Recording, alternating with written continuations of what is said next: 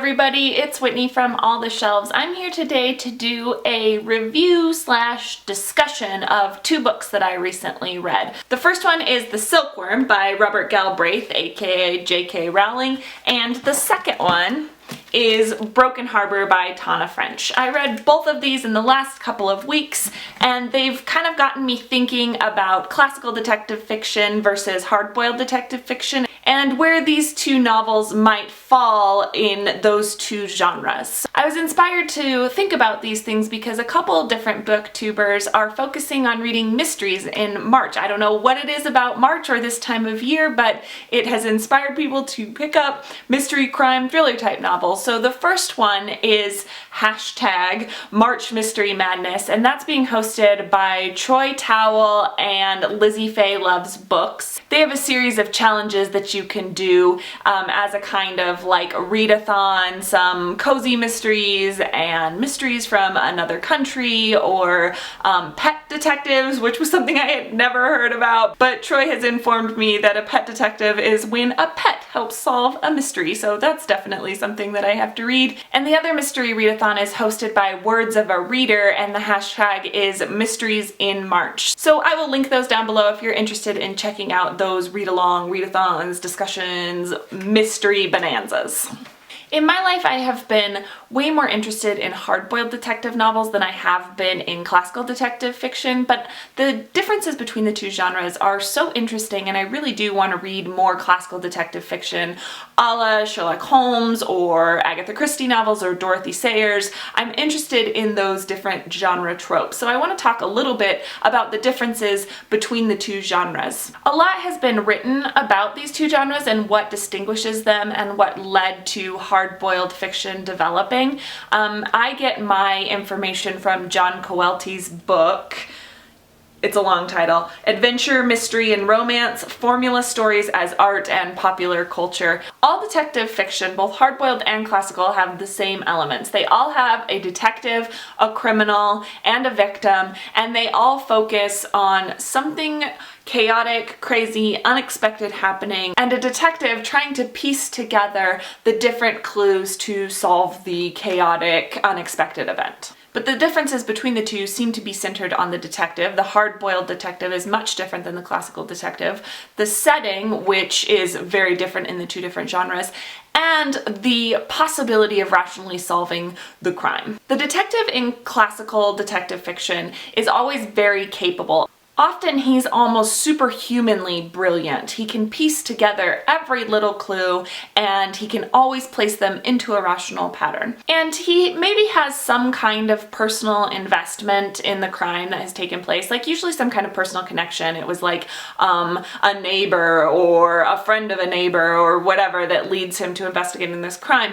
But really the stakes for him is in the puzzle. He just delights in piecing together the different elements of the puzzle into a clear answer. As readers, we read about this detective with complete faith in him. We know in classical detective fiction that he is always in control, and even when he kind of falls out of control or takes a misstep, it's going to be immediately resolved. Everything's going to fall into place. Everything is going to make sense in the end. And that's kind of the pleasure of reading detective fiction, is that you have this hero who can put everything to rights. Usually the setting in classical detective fiction is removed from the city in some way. So it might be within a city, but it's going to be in some closed off room. Often it takes place at some kind of like vacation home, some sort of idyllic setting where you're removed from modern life and all of the complications that come with realistic modern life. And the plot lines usually move pretty systematically. So you have a crime, then you introduce a detective, and the detective kind of goes around figuring out the clues. You introduce some suspects. It culminates in an explanation of the crime, and then a very quick denouement that says like, and the criminal was punished in some way. They might die, or they might get sent off to jail, or whatever, but the real focus of the novel is going to be the explanation of the crime, explaining how everything fit into place. In contrast to the classical detective story is the hard-boiled detective story, which we start seeing emerge around turn of the century, becoming very popular in the 20s with magazines like Black Mask magazine, with comics like Detective Comics, and really solidifying into a genre with the fiction of Dashiell Hammett and then Raymond Chandler after him. Usually the hard-boiled detective is more personally invested in the crime. It's not just that the crime has happened to somebody tangentially associated with him in some way, but it actually says something about himself that the crime has been committed and that he needs to solve the crime. He has some kind of like very deep personal investment in the act of violence and the act of resolving the violence. And very notably, the setting is always the modern city. It's dirty, it's gritty, it's raining. It's that film noir type setting that the French noticed was happening in American film in the 30s and 40s. That's from this kind of hard-boiled genre. And even though all the pieces are the same, there's a victim, there's a crime, there's a detective, there's some sort of resolution of the crime, usually it has different weight. So in the classical detective genre where the weight is on the explanation, usually in hard-boiled detective fiction, the really big climax of the novel is going to be some kind of action sequence. It culminates in violence, and violence is not easily resolved. So whereas the classical detective fiction is satisfying because it presents a rational explanation and ordering to a chaotic world, the hard-boiled detective fiction doesn't quite get there. It hints that there might be some kind of rational ordering, but it also picks that rationality apart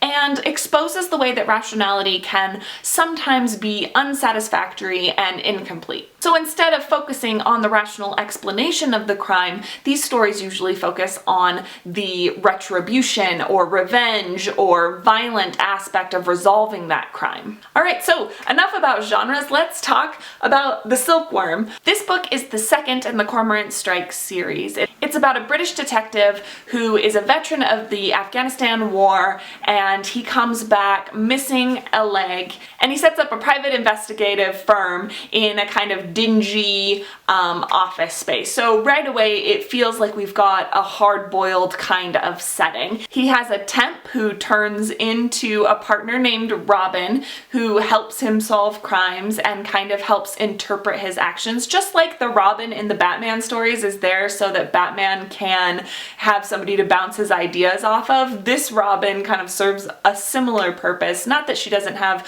her own characteristics and her own development, but partially she's there so that Cormorant Strike, the hero, can bounce ideas off of her. Briefly and without giving anything away, the plot in this Cormorant Strike novel is about an author who goes missing, and he has, it turns out, this like horribly condemnative, is that a word? This horribly mean book that he has written about all these people in the publishing world, and people are afraid that it's going to get out and taint how the public feels about these different publishers. I thought that this was such an interesting area for someone like J.K. Rowling to explore. It makes sense that J.K. Rowling would be interested in issues of publishing. She's obviously a huge author. She has an unprecedented amount of control over her own works and the adaptations of her works, and she has a lot of history with publishers in the UK. And the anxiety in this novel, the reason that the world seems so chaotic and unordered for a little while, is that this work is going to get out and it's going to proliferate in ways that the author and the publishers cannot control. Now, we have seen that with Harry Potter novels, and J.K. Rowling has sort of had to embrace the fan world that has taken her works and sort of rolled with it, and it's snowballed out of her control. People are shipping all over the place and people are writing all this fan fiction. She has the canonical version of the Harry Potter world, but her fans have really taken control of that world in a way that an author might potentially be very uncomfortable with. You have these characters that you love so much, and other people are just taking them and doing what they want with them. So in order to resolve that anxiety in this novel, Cormorant Strike, becomes a critical reader. He has to pick out this author's meaning, and he has to uncover the symbolism to figure out who has committed the crime. And so really the author's intent is king here. It doesn't really matter what he as a reader thinks is going on in this story. What he has to figure out is what the author intended each little part of the story to mean. So, you know, we talk about the author being dead and how reader meaning actually helps create meaning, or that meaning is co-collaborative between author and reader, and here that is not true at all. It's about an author taking complete control back over their work that has spiraled out of control. So the author's meaning is essential and it is final, and you cannot argue with it, because if you argue with it, you're not going to be able to rationally solve the puzzle. And at the end of the novel, Cormoran Strike does unpack the meaning and he does solve the crime. In that way, it's very much like classical detective fiction. Something is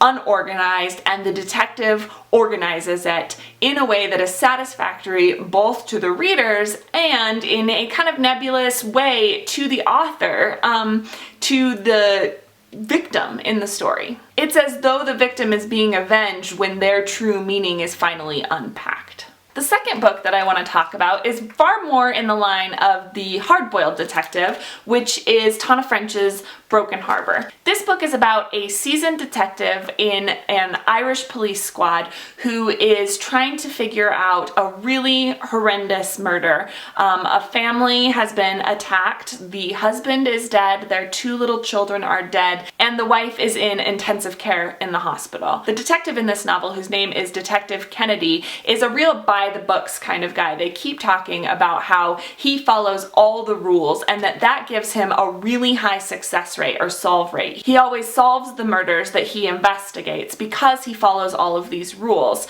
Well, as you can expect with that kind of setup, this case is a little bit different and he has to break some of those rules and he has to really question why the rules are there in the first place and if those rules really make a lot of sense. I'm going to read a passage where he's starting to question his method. It says, "If you're good at this job, and I am, then every step in a murder case moves you in one direction, towards order. We get thrown shards of senseless wreckage and we piece them together until we can lift the picture out of the darkness and hold it up to the white light of day, solid, complete, clear. Under all the paperwork and the politics, this is the job. This is its cool, shining heart that I love with every fiber of mine. This case was different. It was running backwards, dragging us with it on some ferocious ebb tide. Every step washed us deeper in black chaos, wrapped us tighter in tendrils of crazy, and pulled us downwards." So it's pretty obvious just from that passage that there is an unraveling of rationality, that this book shows us the way that rational things don't always piece things together, that some people are irrational, some things are just random and spontaneous, some things are totally crazy, and you can't have control over that. No matter how brilliant you are or how good at puzzles you are, you cannot understand violence and crime, because violence is not an aesthetic, it's not a generic trope, it's a real thing with real consequences. This book is steeped in those physical consequences, and it leaves things undone. At the end of every Tana French novel that I've read so far, there is little ragged pieces sticking out of the rational explanation. It's like you take a ball of yarn and you bunch it all up into a circle, but you haven't been able to like wind it around successfully, and so there's all these little pieces that are flying away from the, core central message. And I think that that's true of a lot of hard-boiled detective novels. Some things just don't fit together. I think that's why I am really attracted to hard-boiled detective fiction, because I'm mistrustful of rationality and logical meta-narratives. I think of hard-boiled detective fiction as more of a reflection of the real world we live in, and classical detective fiction as more of an escapist game and a really interesting effort to calm audiences with its generic tropes.